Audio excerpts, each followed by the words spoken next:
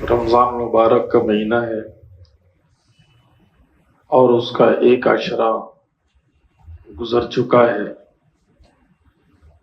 اور دوسرے عشرے کا آغاز ہے۔ ہمیں اللہ تعالیٰ کی طرف سے بہت سارے اعمال پر حضور اکرم صلی اللہ علیہ وسلم نے یہ پیغام دیا ہے کہ مغفرتیں بہت زیادہ ہوتی ہیں۔ مثلا روزہ افطار کرتے ہیں تو مغفرت کا اعلان، تراویح کا اختتام کرتے ہیں تو مغفرت کا اعلان، لیلۃ القدر میں عبادت کرتے ہیں تو مغفرت کا اعلان۔ لیکن یہ ہمیں سمجھنا ضروری ہے کہ ہم جو بھی گناہ کرتے ہیں، اللہ تعالیٰ کی جو بھی نافرمانی ہم سے خدا نخواستہ سرزد ہو جاتی ہے، بھول سے ہو یا جان بوجھ کر ہو، وہ دو طرح کے گناہ ہوتے ہیں۔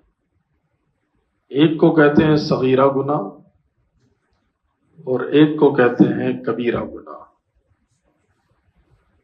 سورہ کہف میں بھی اللہ تعالیٰ نے قیامت کے مناظر میں سے یہ بیان فرمایا ہے کہ جب لوگوں کے سامنے نامہ اعمال آئیں گے، وَإِذَا الصُّحُفُ نُشِرَتْ، جب سارے صحیفے کھول دیے جائیں گے، نامہ اعمال کھول دیے جائیں گے، تو انسان یہ کہے گا کہ مَا لِهَذَا الْكِتَابِ لَا يُغَادِرُ صَغِيرَةً وَلَا كَبِيرَةً إِلَّا أَحْصَاهَا، کہ نہ کوئی چھوٹا گناہ اس نے چھوڑا ہے اور نہ کوئی بڑا گناہ چھوڑا ہے، سبھی یہاں لکھے ہوئے ہیں۔ تو ہماری ہر چیز نوٹ ہو رہی ہے۔ میں نے آپ سے پہلے عرض کیا تھا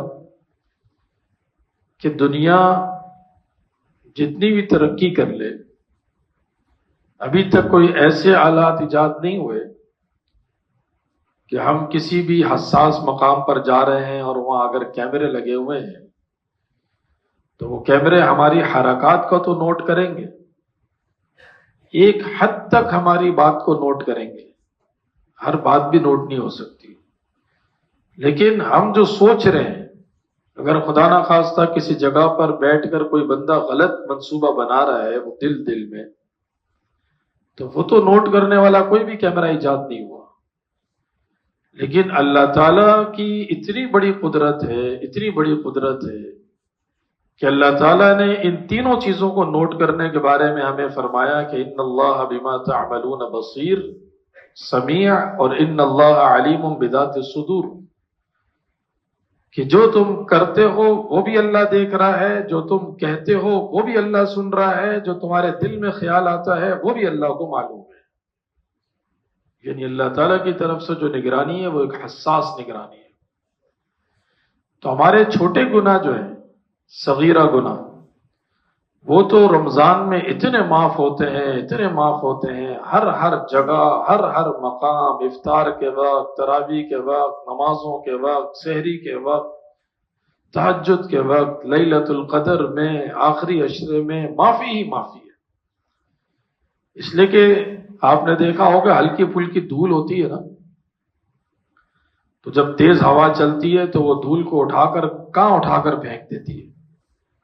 تو نیک اعمال کے اندر اتنی طاقت ہے کہ ان الحسنات یذہبن السیئات، اللہ تعالیٰ فرماتے ہیں کہ گناہ اس سے معاف ہو جاتے ہیں۔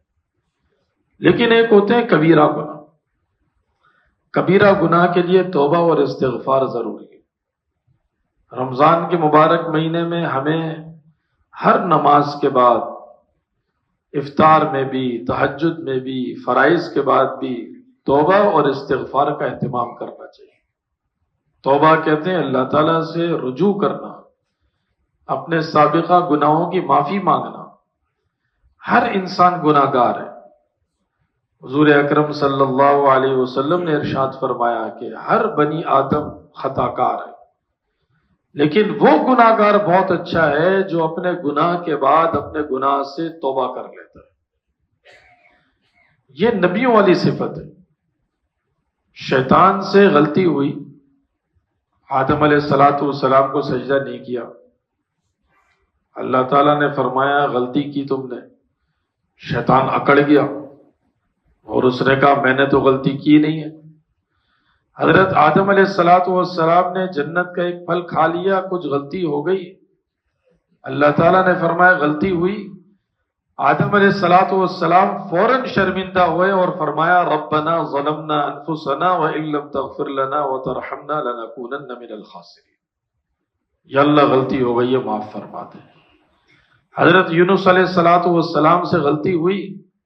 हजरत यूनुस अलैहिस्सलाम ने फौरन कहा ला इलाहा इल्ला अंत सुब्हानका इन्नी कुन्तु मिनज़ ज़ालिमीन। या अल्लाह माफ फरमा दे। तो अंबिया अलैहिमुस्सलाम की सिफत है, अंबिया अलैहिमुस्सलाम गुनाहों से बिल्कुल मासूम है, गुनाह नहीं होता अंबिया से। अगर छोटी सी भी गलती हो गई लेकिन अल्लाह ताला की तरफ रुजू कर लिया, हमसे तो गुनाह होते हैं। अंबिया तो मासूम है गुनाहों से, हम तो गुनाहगार हैं। हमें तो हर वक्त तौबा और इस्तिग़फ़ार का एहतमाम करना चाहिए। और तौबा ऐसे नहीं होती, तौबा का एक तरीका है जो हुज़ूर अकरम सल्लल्लाहु अलैहि वसल्लम ने भी बताया, कुरान करीम ने भी इसकी तरफ इशारा किया। सिर्फ बंदा ये कह दे कि या अल्लाह मेरी तौबा है, मुझे माफ फरमा दे, ऐसा नहीं। कुछ शराइत हैं, 3-4 शराइत हैं, जब तक वो पूरे नहीं होंगे तो हमारी तौबा काबिल कबूल नहीं होगी। पहली चीज, हमें अपने गुनाहों पर नदामत हो। नदामत कहते हैं शर्मिंदगी का एहसास। इंसान को यह तो हो कि मैंने गलत किया। अगर नदामत ही नहीं, शर्मिंदगी नहीं, तो तौबा भी काबिल कबूल नहीं। दूसरी शर्त यह है कि फौरन वो गुनाह को छोड़ दे, जिस गुनाह में था फौरन छोड़ दे। तीसरा यह है कि आइंदा गुनाह न करने का पक्का इरादा करे, पक्का इरादा। जैसे देखें, हम लोग बहुत सारे गुनाहों में फंसे हुए हैं। नमाज छोड़ने का गुनाह है, झूठ बोलने का गुनाह है, और गुनाह है।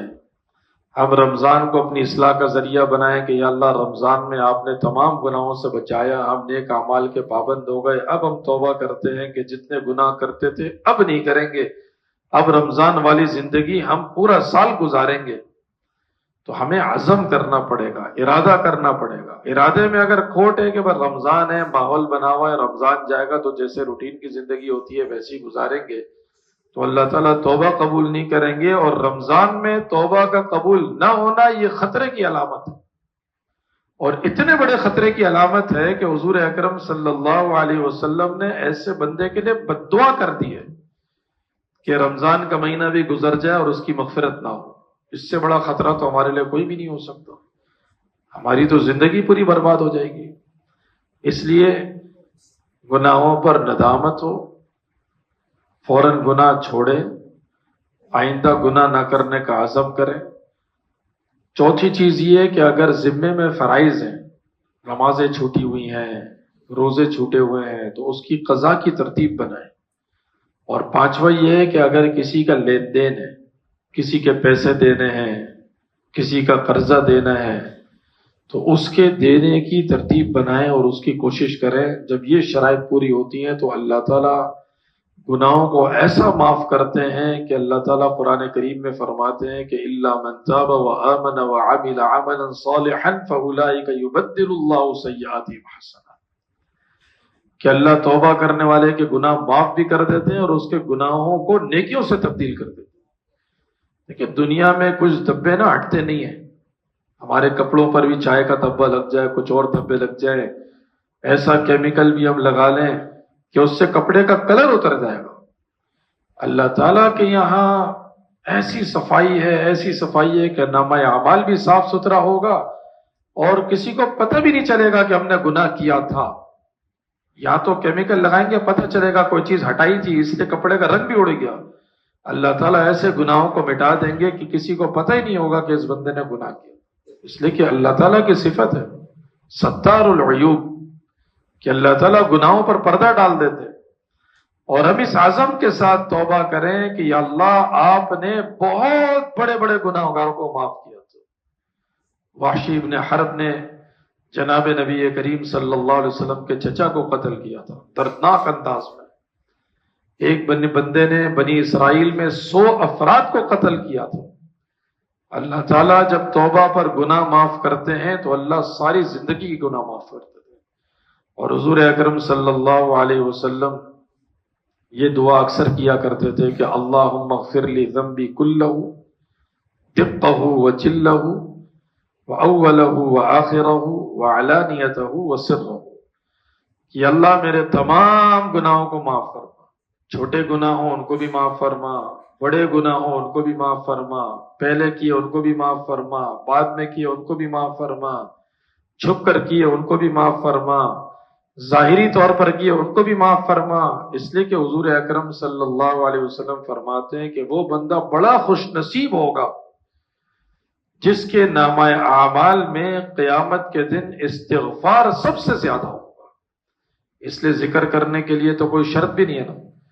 رمضان مبارک کا مہینہ ایک ماحول ہے، ہم چلتے پھرتے آتے جاتے اٹھتے بیٹھتے اللہ کا ذکر بھی کریں اور استغفر اللہ ربی من کل ذنب واتوب الیہ یہ بھی پڑھتے رہیں، یا اس کا مختصر پڑھیں استغفر اللہ. بہت فائدے ہیں اس کے، بہت فائدے ہیں. اللہ تعالیٰ نے قرآن کریم میں بڑے فائدے بیان فرمائے. اللہ ہم سب کو عمل کرنے کی توفیق عطا فرمائے.